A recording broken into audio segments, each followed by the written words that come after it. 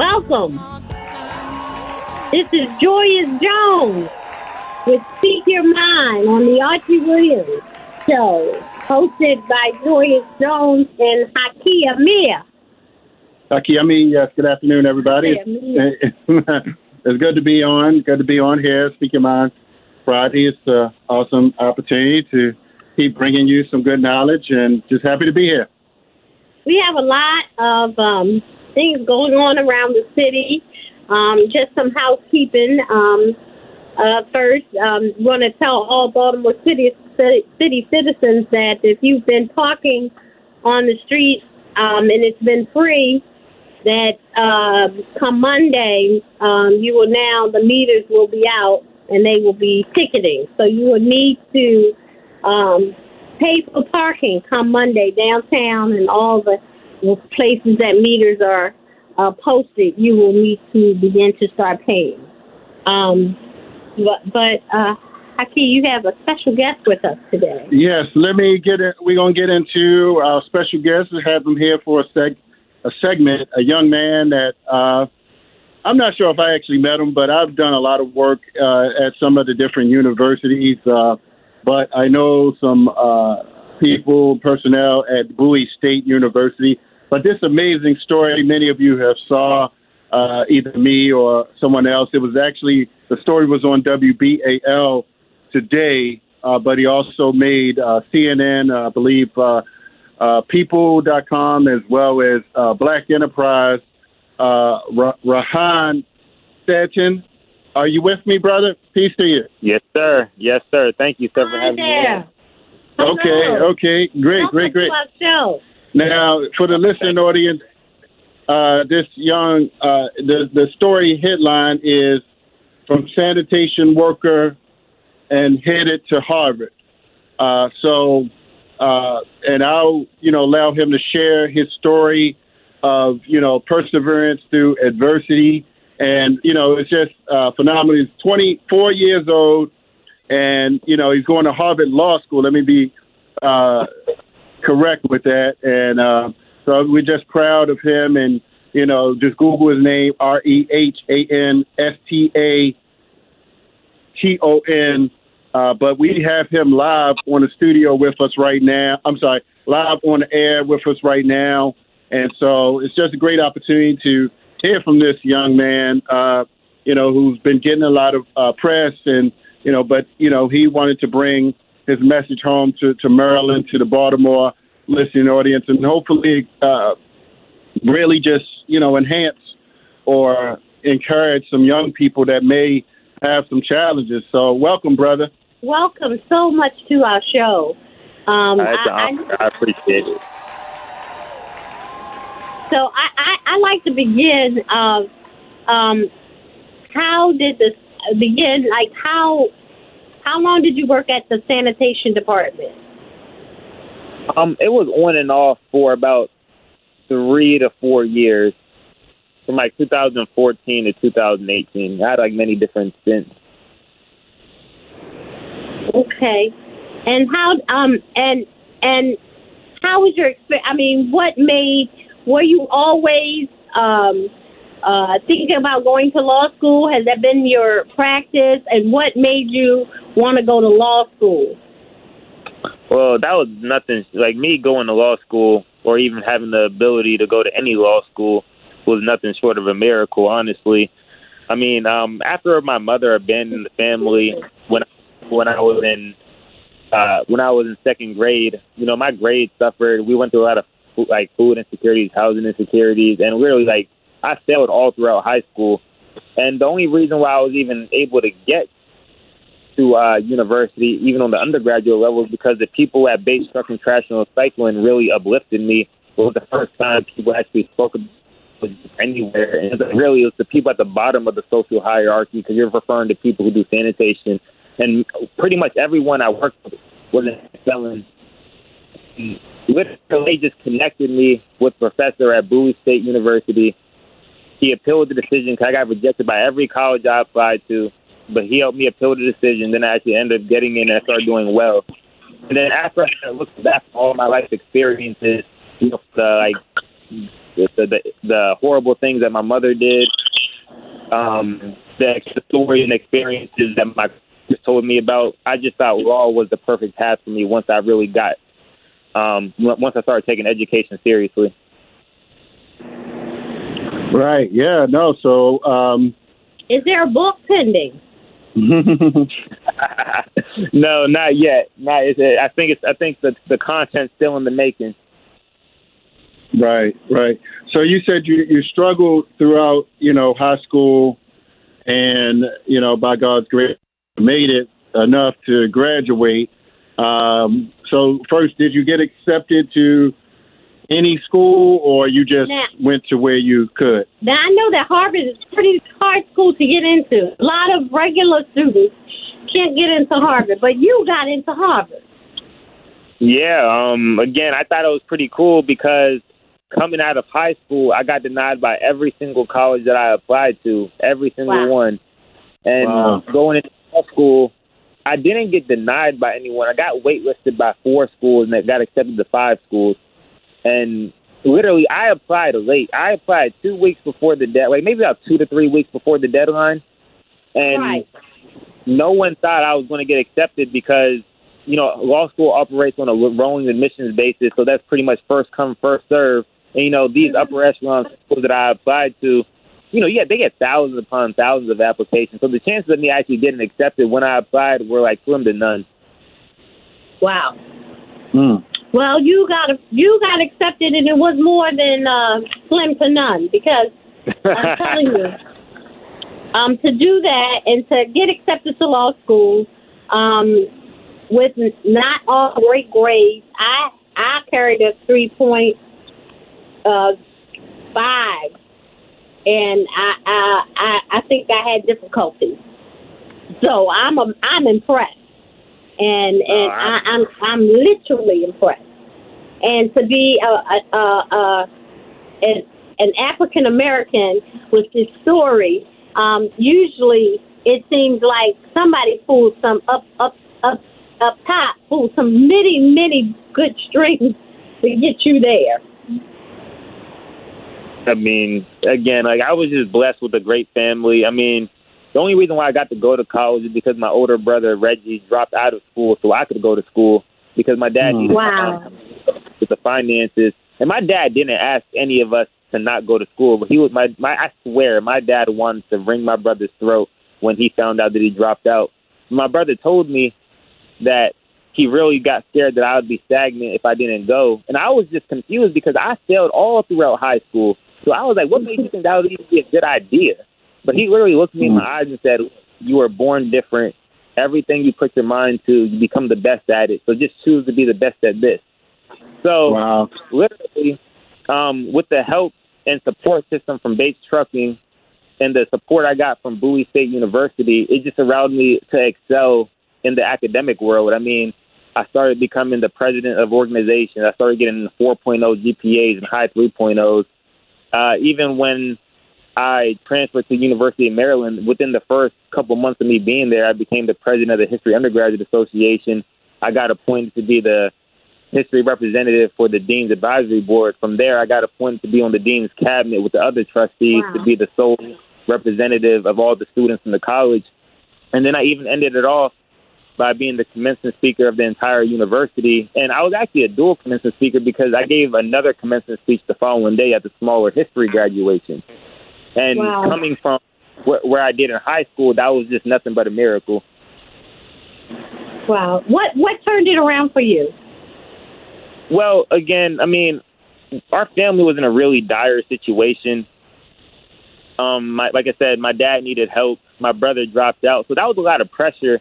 And I loved my family because, like I said, after my mom did the horrible things that she did, my dad really took everything on the chin and, worked jobs upon jobs upon jobs just to make sure we had the basic necessities. And, again, when I was a junior, my dad actually had a stroke, working 3 jobs, helping. He had a stroke because he was working 3 jobs to help my transition to Maryland. And so I was still, again, at that point, I decided to work full-time and go to school full-time. I went back to a sanitation company, woke up at 4:30 every day. ended up going to I would go to work, clean my dumpsters. I would leave work around maybe 8 or 9 o'clock, then go to school. And then after school, I would go back to work to finish out the shift or my quota. And then after that, I'll either go to the library or go to my room to study. And then I did that for a couple months, and, it all worked out. I had a very great support system, and I couldn't have done it if people didn't embrace me the way they did. What I am impressed with is that you, your father, your brother, made sacrifices as black men, and and for your father to work 3 jobs,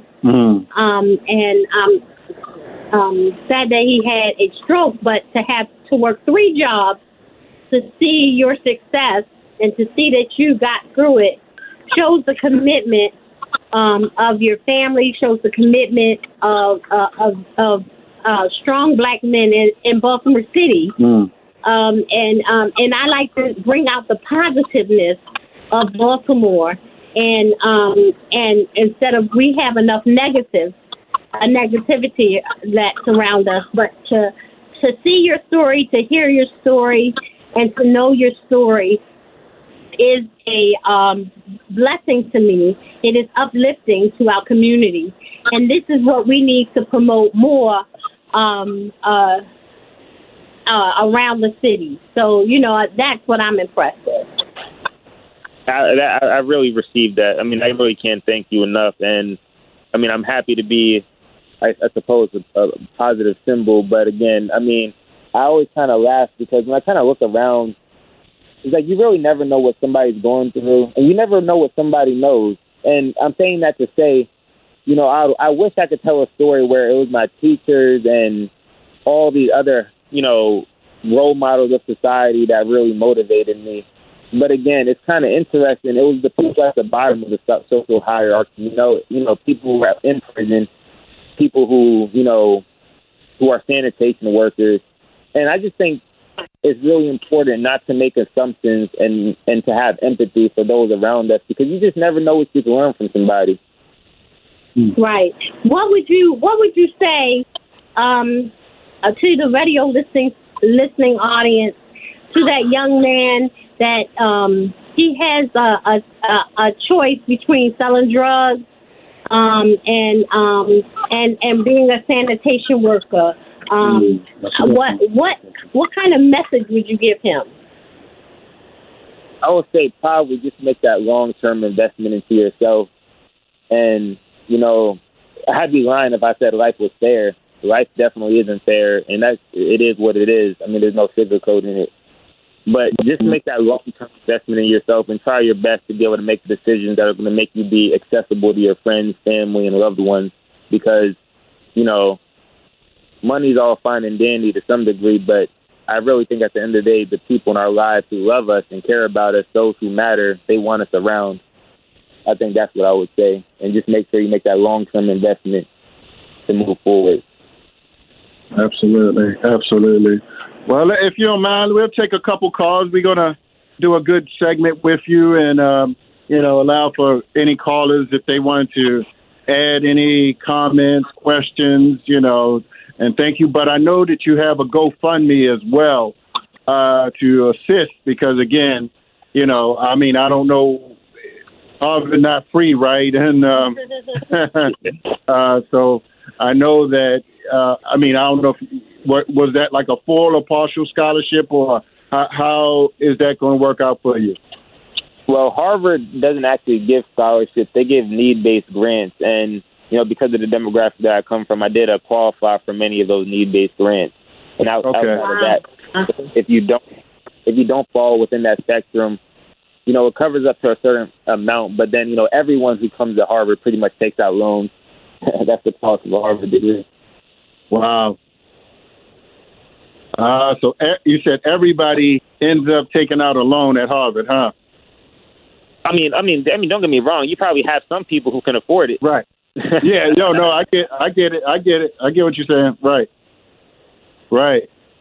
So as I was saying, you have a GoFundMe that's up right now that people can contribute 10, 5, 20, whatever, 100,000, whatever, that is in people's heart to do, please do. So can you share that with us? Because right. Anybody that would like to support you, I know I would love to support you, and send something to assist you. If you could just give us your GoFundMe information, if you got Cash App, whatever you want to do, this is a great opportunity for you to do that now, so we can have the people in Baltimore want to support you. I know I want to support you, and I'd like to get that information from you and put it out there so people can give. Most definitely. I mean, I'll get that over to you ASAP. I appreciate it. Thank you. Okay. All righty. Oh, great. No, so I see something. If we have any callers, we can get them up. But I see something in your CNN article where it says something about you had to work with formerly incarcerated sanitation workers. Can you explain, how that worked and how you were inspired by that? I mean, it was just more so that they just embraced me. Right. Like I said, we would clean dumpsters, we would do our thing, but while we were doing it, I guess in their eye, they saw a young man that worked hard, and literally they just respected my grind. And it's the thing about them was they always referred to me as being a genius, being intelligent, and I just had no idea what they were talking about. And it just motivated me. And from there, I just kind of bought into the idea that, maybe college can work out. Right. Wow. Right. So they motivated you, and that was kind of like, instead of pulling you down, mocking you, they motivated you. And that's and like you said, in your grind, you were out there working and right beside them, and they motivated you to continue to do what you were doing. Stay focused. So they helped you stay focused. They kind of mentored you in a sense. Right. 100% they did. And the crazy part is that entire company took me under their wing because, Brent Bates, he became like my best friend. He's the one who introduced me to, the professor at Bowie State. And even the owner of the company, when times were getting really, really, really tough, he always bailed us out, whether it was I just needed a helping hand or whether a place to get away from. He really mentored me. And he really kind of, my dad, you ever heard that story, Rich Dad, Poor Dad? Right. I mean, I never actually read it. But it's kind of like I had my dad at home who instilled these, my ethics and morals. But then I had, Mr. Bates, the owner of the company, who instilled all these other different characteristics in me that I'd never seen before. I mean, he even saw law of me before I did. He actually ended up promoting me to the assistant to the chief administrative officer of the company because he really wanted me to have a better business mindset going into when I was about to graduate. And he really helped develop. Wow. And it just changed my life forever. Yeah. No, that's beautiful. No, we appreciate, you going to a HBCU first, and let me give a shout out to the Black Male Agenda Group, right? Yeah. So the brothers are still there, and, I know that they are inspired by your work and the legacy that you have left already and will continue to leave. So, and they gave me an award some years ago, so I'm very, proud and thankful. So I always look at it at my home. So just want to give them a shout out. So, but yeah, man. So I definitely appreciate. But I wanted to mention there's this other brother that you have to look up. His name is Myron Golden, and he wrote a book called From Trash Man to Cash Man. Oh wow! And yeah, so he was a trash sanitation worker, and he got motivated. I mean, he went into more so marketing and business, but he's a very, very successful entrepreneur. Matter of fact, I'm gonna try to get a copy of his book and give it to you. I mean, for what it's worth, it's just inspirational knowing. Yeah. It's just inspirational knowing just, the ultimate message being that it's not where you start, it's where you and how you finish. So I'll definitely say that. But if we have any callers, 410-481-1010. Yeah, get an opportunity. Okay, we have some callers. So stay on the line. And someone might want to ask you a question. The next caller, first caller, you up? Caller, you're on the line. Okay. Okay, can we get the next caller? Yeah. Hello. Hello. Yes, sir. You on the line? Do we have a caller? Okay, caller going once. Caller going twice. Any more? Okay. All right. So can I suggest or give you some plug? Baltimore City is hurting for role models. Mm-hmm. Baltimore City needs men like you. We